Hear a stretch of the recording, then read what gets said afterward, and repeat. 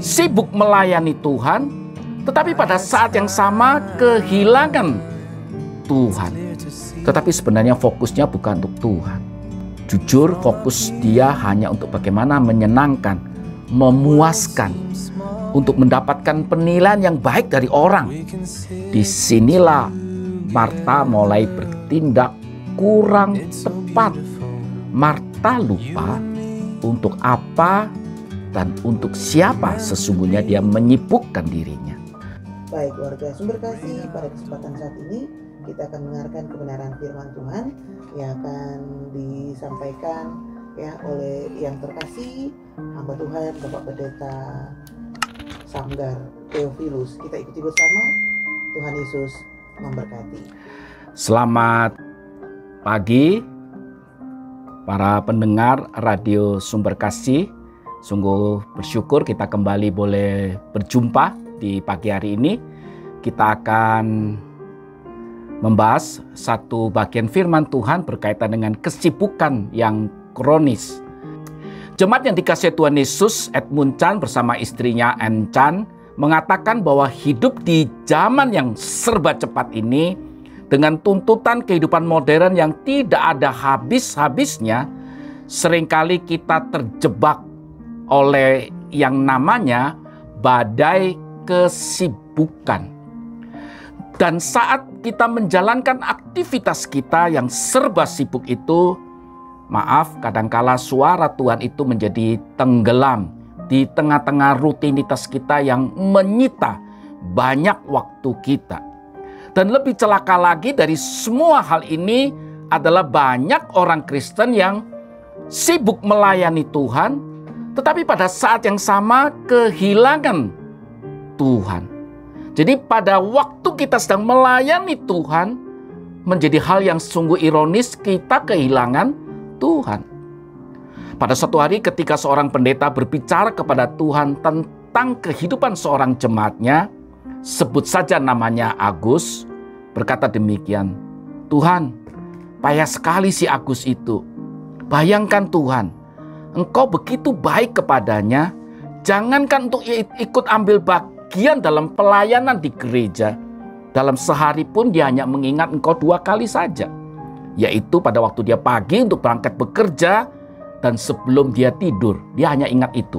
Sambil tersenyum melihat keluh kesah si pendeta itu kepada dirinya, lalu dia berkata, "Aku ingin meminta satu hal kepadamu. Esok pagi-pagi ketika engkau keluar dari rumahmu, bisakah engkau membawa 1 mangkok penuh dengan susu? Dari pagi sampai sore engkau harus berkeliling desa ini sambil membawa mangkok yang dipenuhi oleh susu itu. Jangan sampai setetes pun susu yang ada dalam mangkokmu itu tumpah." Sang pendeta yang dikenal sangat taat itu pun menyanggupi apa yang diminta oleh Tuhan yang dia layani.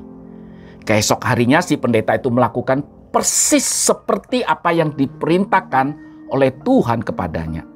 Malam ia kembali bertemu dengan Tuhan dan kemudian Tuhan berkata, "Berapa kali sepanjang hari itu engkau mengingatku?" kata Tuhan kepada si pendeta itu. Dengan agak tersipu si pendeta itu kemudian berkata, "Tidak sekalipun Tuhan, ampunilah hambamu ini." "Mengapa tidak sekalipun kau mengingat aku?" kata si Tuhan kepada pendeta itu. Si pendeta itu kemudian menjawab, "Karena aku begitu berkonsentrasi penuh pada pekerjaan yang kau berikan kepadaku. Aku menjaga susu dalam mangkok itu supaya tidak tumpah. Mohon ampuni aku Tuhan." Jawab si pendeta itu sambil menangis karena sangat menyesal tidak punya kesempatan untuk memperhatikan atau berkonsentrasi atau fokus kepada Tuhan. Serat dengan senyum penuh kasih, Tuhan menjawab, "Itulah juga yang terjadi pada orang yang terlalu sibuk memikirkan diri sendiri atau terlalu sibuk dengan pekerjaannya, sehingga kemudian dia melupakan Tuhan yang dia percayai. Dan ironinya, dia tidak menyadari akan hal itu. Malah sering menuduh orang lain tidak setia, mengabaikan Tuhan dalam hidupnya." Saudara, B. Hybels, seorang gembala sidang dari sebuah gereja yang cukup besar di Amerika, yaitu Willow Creek Community Church, suatu hari berkata, "I'm so busy doing the Lord work that I was destroying the Lord's word in me." Saya begitu sibuk melakukan pekerjaan Tuhan sampai saya sendiri menghancurkan pekerjaan Tuhan dalam hidup saya. Saya sendiri seperti banyak hamba Tuhan harus mengaku malu bahwa itulah yang juga kadang saya rasakan. Demikian katanya. Surat data dari sebuah universitas yaitu Charleston Southern University School of Business, dari 20.000 lebih orang Kristen dari 131 negara yang berusia antara 15 sampai 88 tahun, didapati bahwa satu penghalang besar bagi relasi kita dengan Tuhan adalah kesibukan. Kesibukan. Saudara, lebih keras lagi kata Corrie ten Boom. Dikatakan demikian, jika iblis tidak bisa membuat engkau jahat, maka dia akan membuat engkau menjadi orang yang sibuk. Dia akan membuat kita sibuk sehingga kita akhirnya apa? Lalai. Dia tidak ingin menjadikan kita, nggak mampu menjadikan kita menjadi orang jahat, jadikan kita orang sibuk. Saudara, tidak sedikit orang yang tidak bisa membaca Alkitab, tidak bisa bersaat teduh, tidak memiliki hubungan yang intim dengan Tuhan, bahkan melayani Tuhan atau melayani sesamanya, atau memperhatikan sesamanya dengan alasan apa? Maaf Pak Pendeta, atau maaf majelis, karena saya sibuk dan sibuk. Apakah itu benar? Lalu apa kata Tuhan dalam firman Tuhan tentang kesibukan? Mari kita membaca dalam Lukas pasal yang ke-10 ayat 38 hingga ayat 42 yang berkata demikian. Ketika Yesus dan murid-muridnya dalam perjalanan, tibalah ia di sebuah kampung. Seorang perempuan yang bernama Marta menerima dia di rumahnya. Perempuan itu mempunyai seorang saudara yang bernama Maria. Maria ini duduk dekat kaki Tuhan dan terus mendengarkan perkataannya. Sedang Marta sibuk sekali melayani. Ia mendekati Yesus dan berkata, "Tuhan, tidakkah engkau peduli bahwa saudaraku membiarkan aku melayani seorang diri? Suruhlah dia membantu aku." Tetapi Tuhan menjawabnya, "Marta, Marta, engkau khawatir dan menyusahkan diri dengan banyak perkara. Tetapi hanya satu saja yang perlu. Maria telah memilih bagian yang terbaik, yang tidak akan diambil daripadanya." Sebuah kisah tentang Marta dan Maria. Sebuah cerita yang sangat klasik yang saya dapat pastikan hampir sebagian besar kita para pendengar radio Sumber Kasih pernah mendengar bahkan merenungkan cerita ini. Kisah Marta dan Maria adalah gambaran dari hubungan yang terjalin antara kita dan Tuhan serta bentuk pelayanan yang kita bisa berikan kepada Tuhan. Banyak orang mempertentangkan apa yang dilakukan oleh Marta dan Maria. Siapa yang benar di antara mereka? Menarik untuk diperhatikan bahwa baik Marta maupun Maria, kedua kakak beradik ini, mendapatkan kesempatan yang sama untuk mengalami Tuhan secara pribadi, mengalami kehadiran Tuhan secara pribadi di rumah mereka. Namun kedua wanita ini memiliki atau memberi reaksi atau respon yang berbeda atas kehadiran Tuhan dalam rumah mereka. Bagaimana tanggapan kita terhadap reaksi kedua kakak beradik ini dalam menyambut Yesus? Saudara, kita harus melihat konteks dari perikop yang kita baca ini. Dalam adat tradisi orang-orang timur, ketika mereka ada tamu yang berkunjung, maka tuan rumah akan menyambut dengan keramah tamahan, menyuguhkan dan makanan, minuman tanpa perlu bertanya terlebih dahulu pada tamunya. Itu adat daripada Timur Tengah. Mereka dengan sukacita menyambut tamu mereka dan menjamu mereka, seolah-olah mereka adalah sebuah keluarga dari rumah itu. Inilah bentuk keramataman yang hakiki dari masyarakat di Timur Tengah pada saat itu.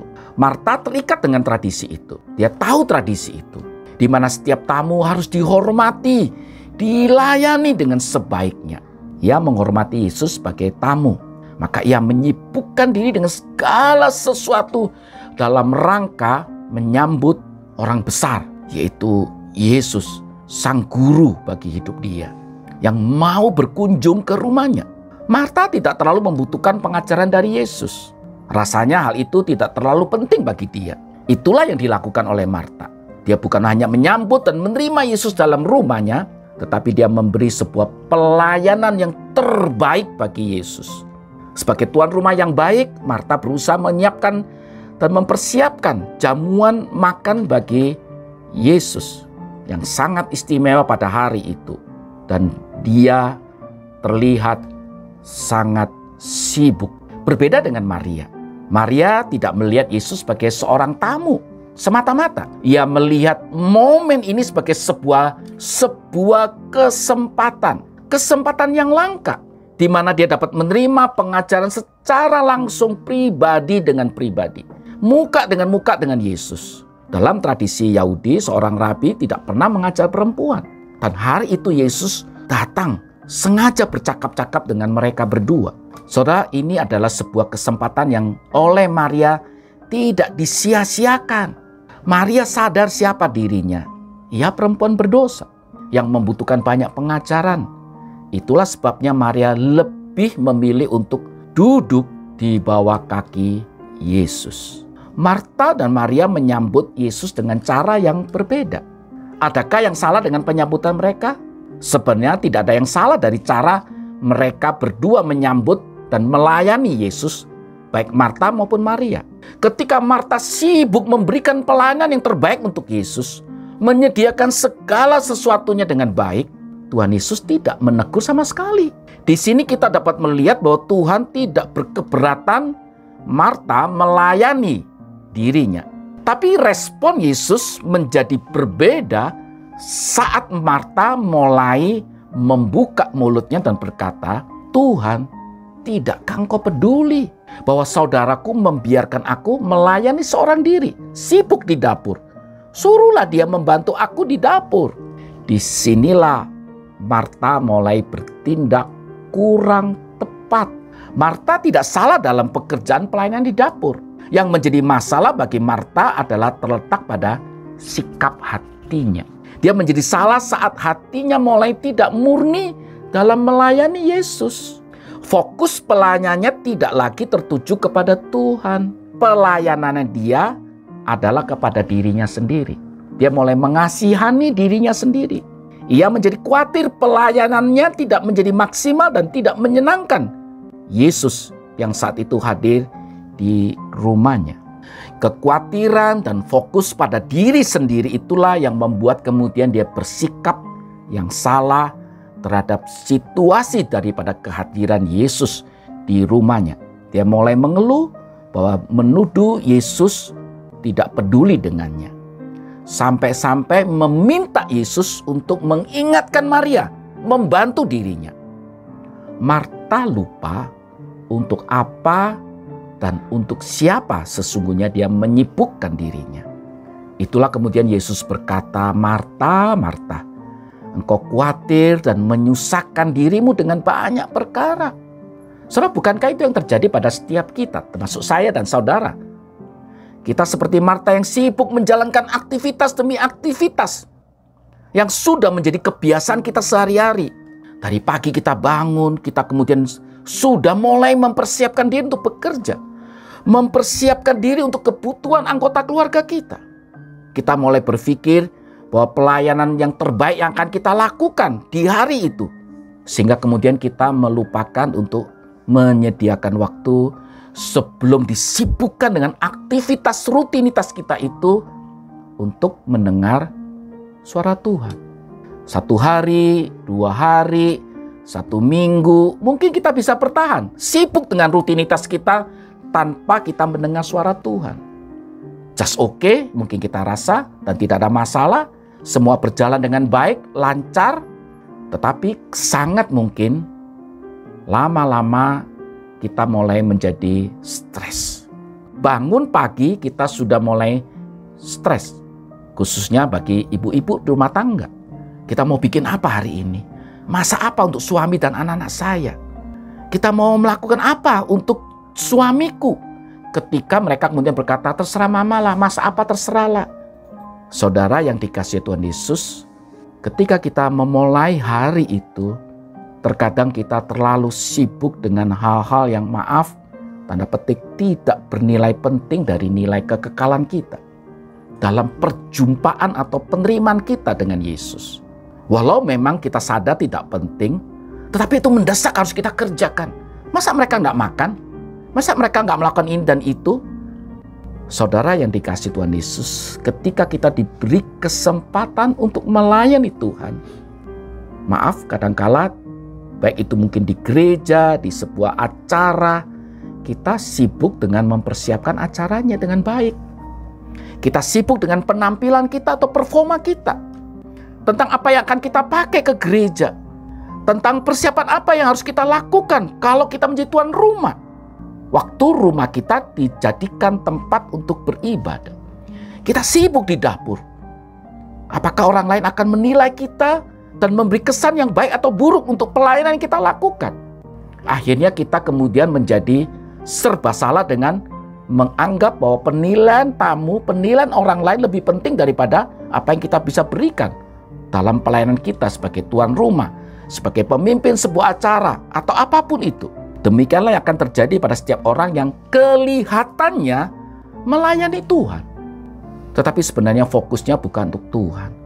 Jujur, fokus dia hanya untuk bagaimana menyenangkan, memuaskan, untuk mendapatkan penilaian yang baik dari orang. Penilaian baik daripada jemaat. Penilaian terbaik bagi tamu-tamu dia. Saya sadar mungkin hanya kecil sekali orang ingin mendapatkan pujian dari apa yang dia sudah lakukan. Tetapi ketika kita sibuk melayani, tetapi sebenarnya hati ini tidak tertuju untuk Tuhan, maka pada satu titik kita akan mengalami apa yang disebut burnout. Kelelahan, frustasi, stres. Kita akan menjadi orang yang kemudian gampang mengasihani diri seperti Marta. Dan sebagian orang berkata, saya sudah setia melayani, tetapi kenapa hidupku begini-begini saja? Kenapa tidak ada berkat yang melimpah untuk hidupku? Dan selanjutnya. Kalau begitu kemudian dia memutuskan, saya tidak mau melayani Tuhan. Saya mau berhentilah. Saudara, itu diawali ketika kita lupa bahwa hubungan kita dengan Tuhan, mengawali setiap hari dengan Tuhan, itu lebih penting daripada rutinitas kita melakukan ini dan itu. Saya katakan tadi mungkin 1 hari, 2 hari, 1 minggu, 1 bulan, 1 tahun kita mungkin rasa tidak jadi masalah. Tapi kalau bertahun-tahun kita tidak menjalin hubungan dengan Tuhan secara pribadi, untuk mengawali hari itu sebelum kita melakukan rutinitas kita yang sangat cepat, menjemukan mungkin kadangkala, kita suatu hari akan burn out. Kita akan kelelahan. Kita akan putus asa. Bukan hanya burn out. Yang kedua kita mungkin blame out. Kita menyalahkan diri sendiri. Kita mulai iri dengan orang lain. Kita merasa orang lain kok tidak memperhatikan dirinya. Saya sudah capek melayani, mempersiapkan ini dan itu. Tetapi mengapa saya tidak dihargai? Mereka hanya duduk-duduk saja. Hati-hati kalau kita melakukan pelayanan seperti Marta yang ingin belajar memberikan yang terbaik. Awalnya terlihat baik. Saudara, mari kita mengevaluasi diri kita masing-masing. Adakah kita melayani dengan hati yang murni? Sebelum melayani Tuhan, sudahkah kita mempersiapkan secara rohani diri kita masing-masing?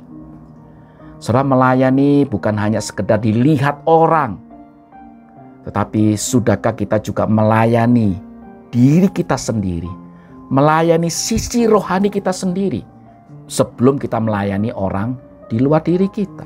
Kita bisa menjadi anak Tuhan tetapi kemudian kehilangan Tuhan kalau kita hanya sibuk dan sibuk, melayani, tetapi kita tidak pernah melayani hidup rohani kita.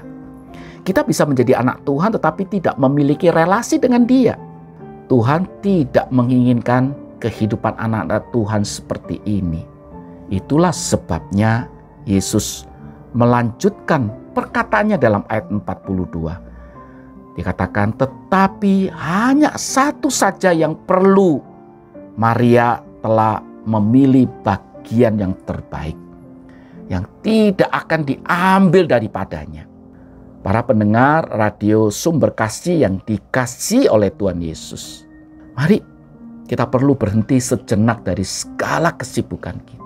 Ketika kita merenungkan firman Tuhan, ketika kita menyediakan waktu betul-betul bersekutu dengan Tuhan, mari jauhkan segala hal dari sekitar hidup kita, sehingga kita bisa fokus benar-benar terhadap firman Tuhan yang akan kita renungkan di pagi hari itu. Kita perlu berdiam diri. Kita perlu mendengarkan suara Tuhan untuk menyapa hidup kita. Mungkin kita perlu jeda, kita perlu pause dari seluruh rutinitas kita. Kita perlu mungkin retreat, mungkin perlu mengundurkan diri untuk mencari ketenangan dari kesibukan demi kesibukan yang tidak akan pernah berhenti. Kapan berhenti? Ketika kita meninggal, kesibukan itu akan berhenti. Oleh sebab itu, mau tidak mau, kita harus berani tegas, berani mengambil keputusan untuk mencari jeda. Waktu jeda itu, waktu pause itu, waktu retreat itu. Bisa mungkin 20 menit, setengah jam, 1 jam, mungkin 1 hari, atau kapanpun. Sesuai dengan kebutuhan rohanimu daripada apa yang kau sadari. Pada waktu Yesus berkata bahwa Maria telah mengambil atau memilih bagian yang terbaik, dalam bahasa aslinya itu meris atau meros, yang berarti Maria sudah memilih satu bagian yang terbaik dari seluruh bagian yang baik yang harus dipilihnya, yaitu mendengar suara Tuhan. Saudara, melayani Tuhan juga suatu yang baik, tetapi yang terbaik daripada itu, sebelum kita melayani, mari kita memilih salah satu bagian yang terbaik, yaitu mendengar suara Tuhan. Melayani Tuhan itu baik, tetapi mendengar suara Tuhan jauh lebih baik dan jauh lebih perlu. Melayani Tuhan itu baik, tetapi memiliki relasi yang intim dengan Tuhan jauh lebih baik dan jauh lebih kita butuhkan dalam hidup kita bersama dengan Tuhan. Maria tahu melihat kesempatan, dan kesempatan itu tidak pernah disia-siakan oleh dia. Dia tahu hanya satu yang terbaik dari yang baik yang harus dia pilih, yaitu duduk di bawah kaki Yesus. Apa dampak pilihan dia? Yaitu mendapatkan sesuatu yang tidak akan diambil daripadanya. Seorang pun gak bisa mengambilnya. Artinya bagian itu tidak akan pernah hilang, tidak akan pernah terhapus dari ingatan kita. Saudara, perenungan kita dengan firman Tuhan, kalau itu betul-betul kita berikan waktu untuk Tuhan, tidak akan pernah hilang daripada ingatan kita, dari hati kita. Melekat dalam hidup kita, serta memiliki manfaat yang sangat berguna. Sebuah pelajaran penting yang bisa kita ambil dari kisah ini, yaitu Tuhan tidak keberatan kita melayani Dia. Dia senang kita melayani Dia.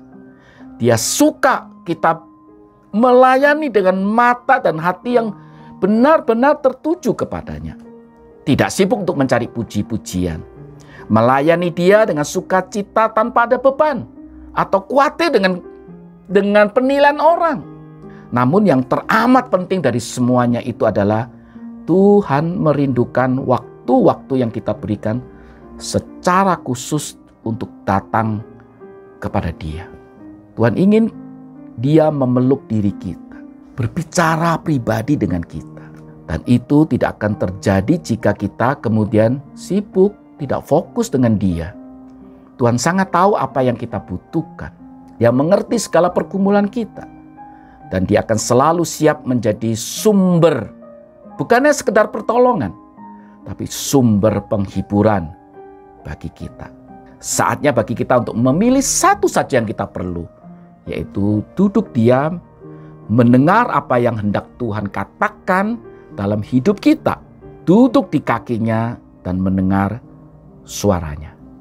Itulah bagian yang terbaik yang tidak akan diambil dari kita. Tuhan Yesus memberkati setiap kita. Amin.